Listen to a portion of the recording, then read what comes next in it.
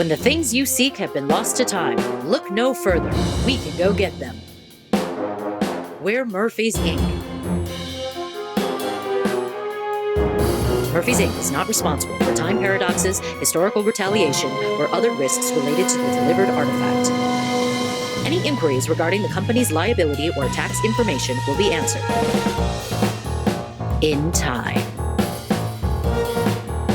Previously on Murphy's Inc., our two agents, Daphne and Michael, were given the job of a lifetime: retrieve the set stalker from the famed explorer Eric the Red.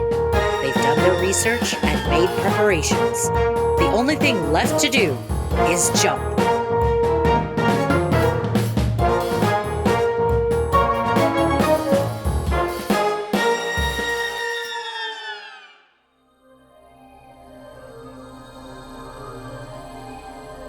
You know why I like history? Sure, it's exciting and all. Nothing compares to seeing the pyramids of Giza in their glory days, or watching gladiators fight in the Colosseum. But just like any other high, you get used to it after a while. So you start chasing other things. Unlike a certain colleague of mine, I enjoy talking to people.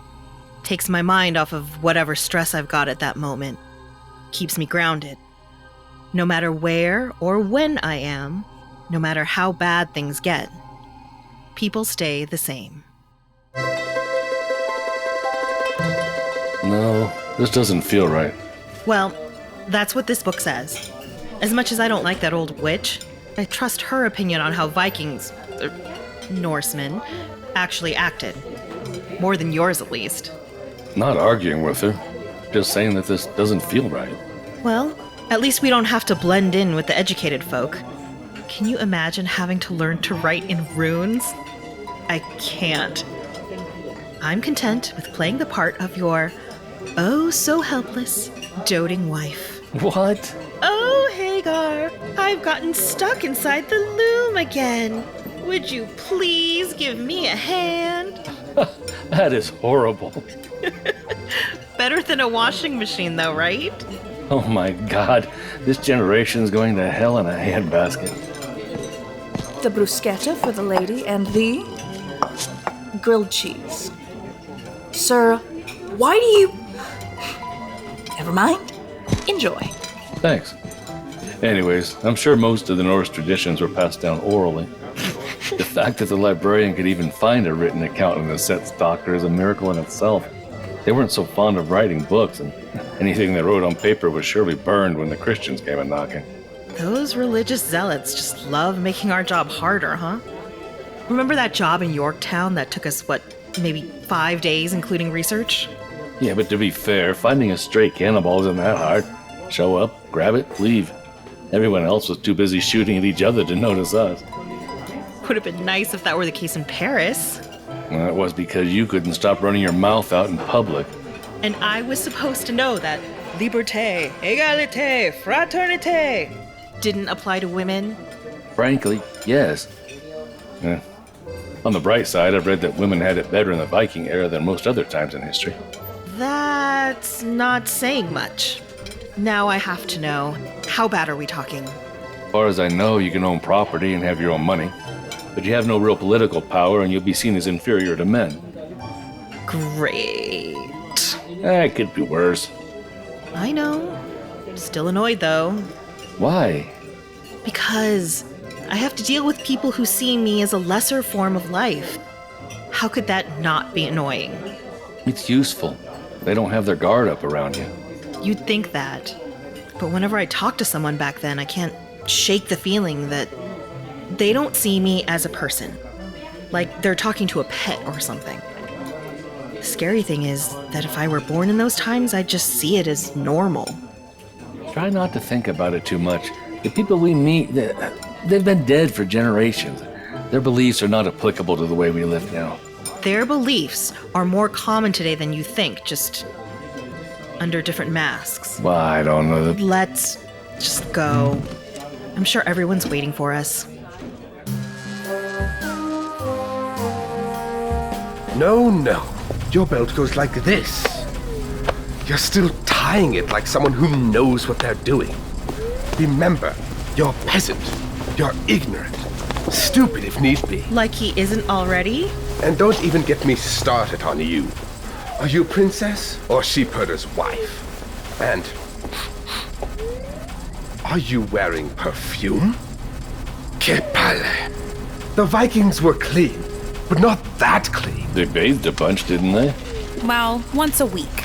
Dirty-ish by our standards, but unusually clean to the ancient English. The point is, we need to get you two a little dirty. Here, I'll be back.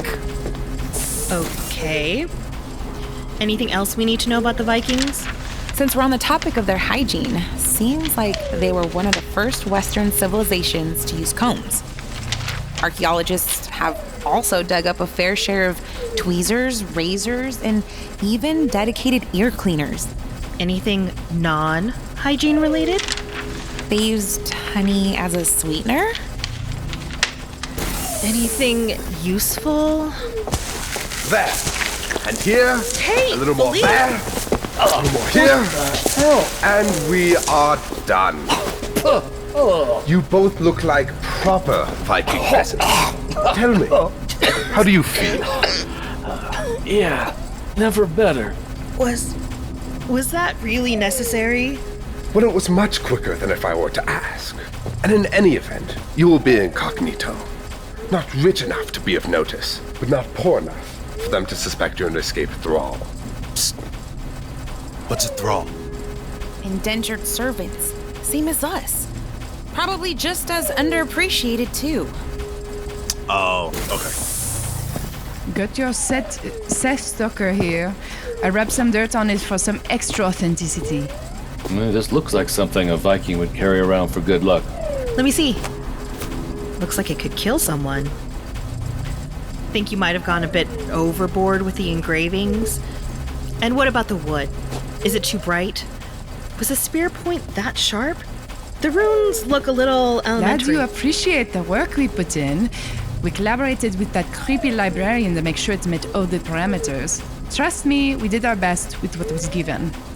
Well, let's hope it works. Getting caught with the duds the last thing we need in Viking land. Whatever you say. Machine's ready to go. Ready whenever you two are. Thanks, Gleason.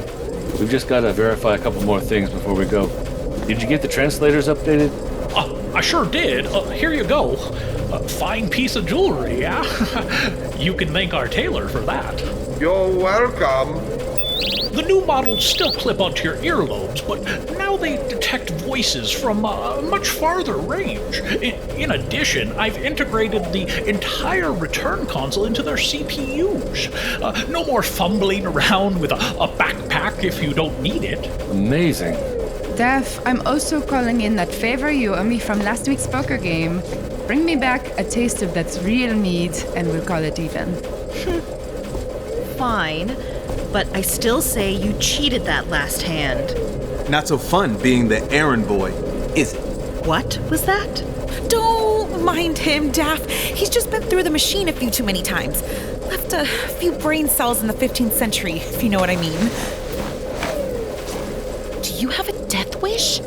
Pick your battles and live to fight another day. It had to be said. And we have to get paid. Hey, intern 2. That was awfully rude of you to say. I'm sure you didn't mean it, did you? Yeah. I would really appreciate it if you apologized. It would mean a lot to me. Mission comes first, you two. Cut the drama. Daph, get your butt into the machine, or Mako's going to be stuck in the past without someone who can talk to people. Fine. Here we go. The hell was that? Hey, Gleason, what's with the machine? Don't worry about it. It shouldn't be anything problematic. It's just... That doesn't sound... There's always a chance a job goes wrong. Michael mostly, call them snags in our line of work. A snag doesn't have to be something immediately critical to the mission. It can be as inconsequential as forgetting to use the restroom before stepping into the machine, or something more serious, like accidentally ingesting a cocktail of Victorian-era medicine. Don't ask me how the second one happened. It was one of the previous interns. They're retired now. What is this horrid noise? Listen! What's going on? Working on it. Hey, is that... Murphy? Gleason, what's wrong with the machine? In the middle of something. Gleason, my office, now. Got it, ma'am. Everyone else, get back to your stations.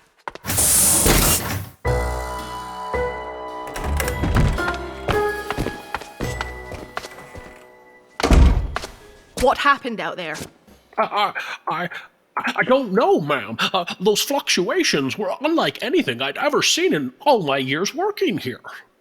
You didn't pick up on anything beforehand, at all. Something like this just doesn't happen out of nowhere, Gleason. Oh, we don't know that. The only thing we understand for certain about this machine is that it sends people back in time depending on the amount of electricity we pump into it. This phenomenon could just be a new factor we need to consider in the future. Fine. Could it be that we're loading too much power into the device? No! We've been to ancient Egypt, so the power probably isn't the issue. Have we used it too much then? We've used it 7 times in a week before. As long as we let it cool off for a day, it works perfectly fine, save a few blips that I iron out. And no offense, ma'am, but if it was anything that simple, I'd have already caught it. None taken. The only thing that we can do at the moment is continue as usual. Have our 2 agents made it to the other side? Their earpieces are still working, so we can only assume they are, too. Good. Figure out what's wrong with the machine and fix it. There's too much money in this to be cut short by a simple mechanical failure. Right on it, ma'am. Hey, any of you seen my 8-ball? Incoming call from Jason Erickson. I don't have time for this. Tell the bastard I'll call him back. Acknowledged. Call ending. Incoming text message from Jason Erickson. I swear to God. Fine, what does it say? Jason Erickson's message says, Murphy, you told me this would be an easy job. Call me back right now, and don't call me a bastard, you Enough! son of a... Just get him in my office. Understood. Contacting Jason Erickson's Sylvia unit. Please hold.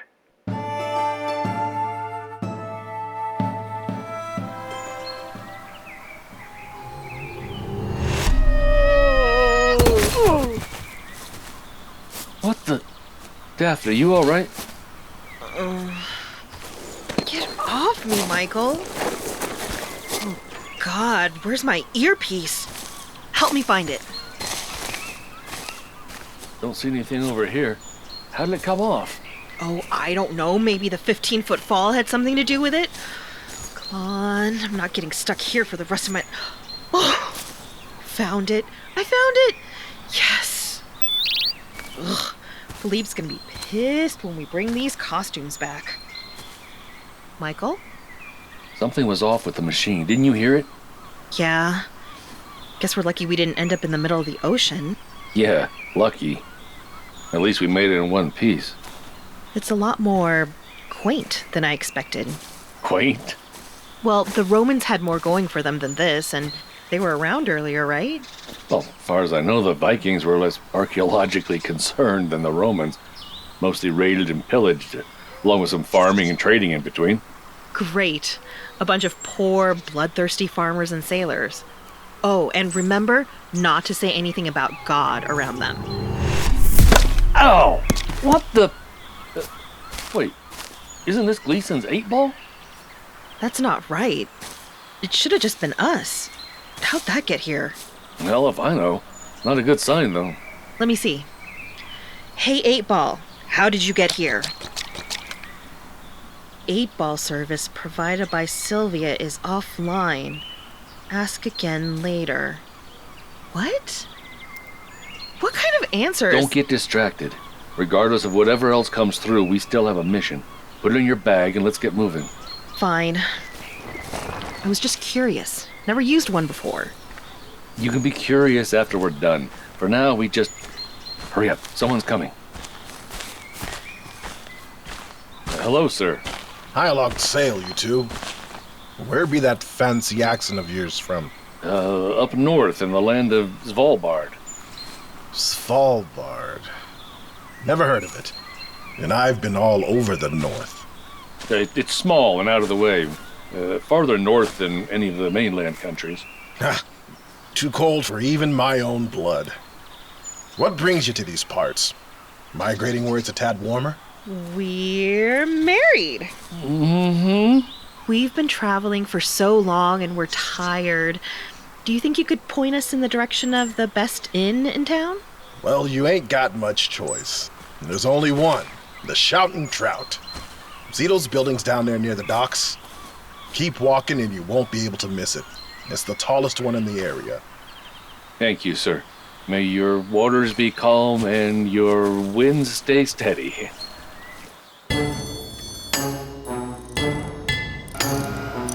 Don't take it too personally, kids. She's under a lot of pressure, especially with this gig being so important. But we've been interning here for 4 months, and she still hasn't learned either of our names. Yeah, that's true. She still just calls us Intern 1 and Intern 2. Not even behind our backs, just directly to our faces. It's demeaning, you know? You think that's bad? She hated me when we first met in college, and she even went out of her way to call me everything but my real name until our 3rd year. That's... wow.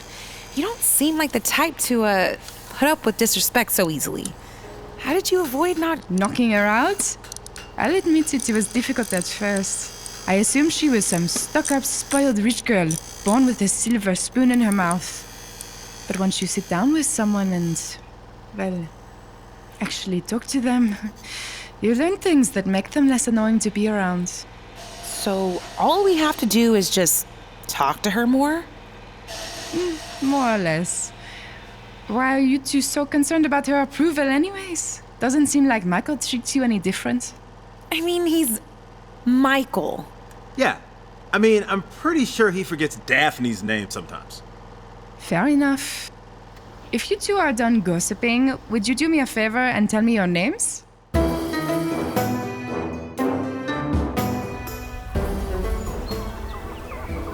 The Shoutin' Trout. Can't say it's not a creative name for a tavern. You wouldn't believe some of the ones I saw on leave. Sounds interesting, but I'm thinking more creative and less vulgar.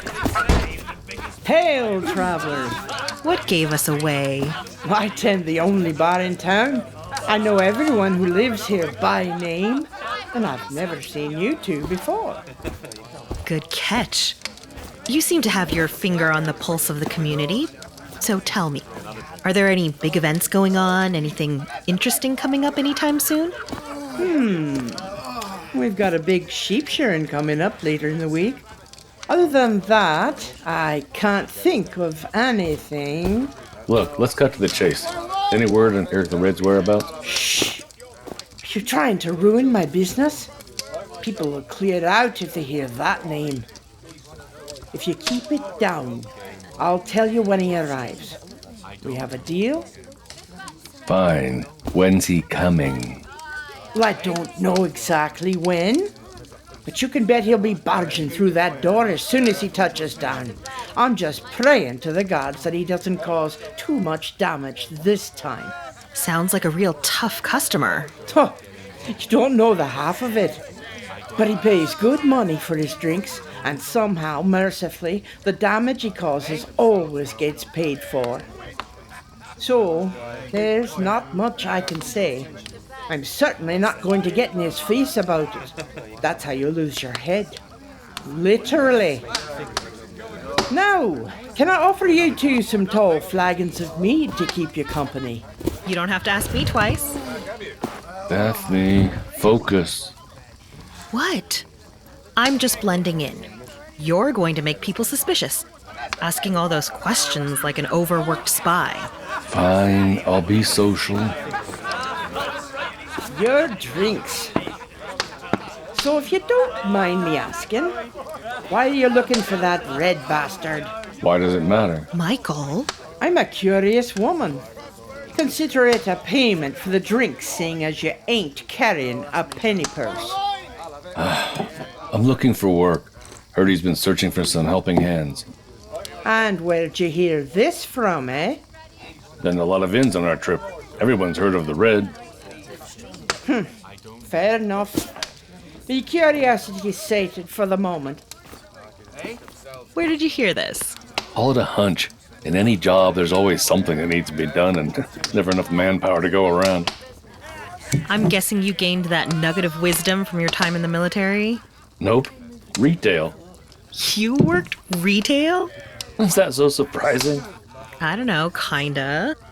I can't really picture you scanning stuff and dealing with the public all day. Maybe miss the military, not gonna lie. Standing around on base for the whole day is a lot less stressful than dealing with maniacs who can't read a coupon.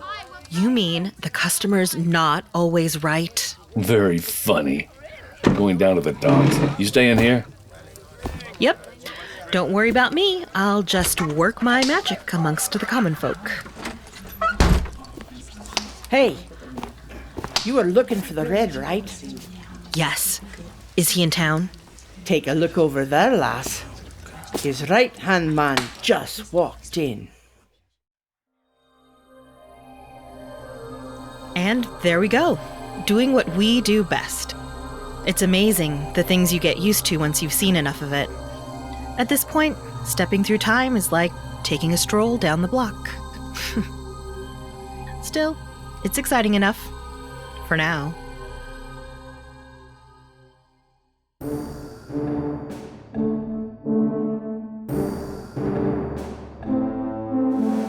Murphy's Inc. was created by Milliam Chan. This episode was written by Austin Dye and Tara Eon. Directed by Tara Eon and Scott Young. Produced by Milliam Chan, Mark Helton, James Devereaux Lewis, Austin Dye, and Tara Eon. Audio editing and effects by Joe Bly with Kiana Music. Original music by Louis Palfrey. This episode featured the voice talents of Kirsty Harrison as Murphy, Jenny Helton as Daphne, Shandon Loring as Michael, Mark C. Helton as Gleason, Carrie Hampton as Hart, Quinn Cavarata Jenkins as Philippe, Stephanie Bauman as Intern 1, James Devereaux Lewis as Intern 2, Caitlin Cole as the server, with Anita Kelly as Sylvia, Tyrus Rayner as the sailor, Catherine Hampton as the innkeeper, and I'm Michelle Calhoun, your announcer. This series is proudly produced by 97 to Now Productions. For more information about the show, please visit our website. Tune in next time as Murphy's Inc. continues.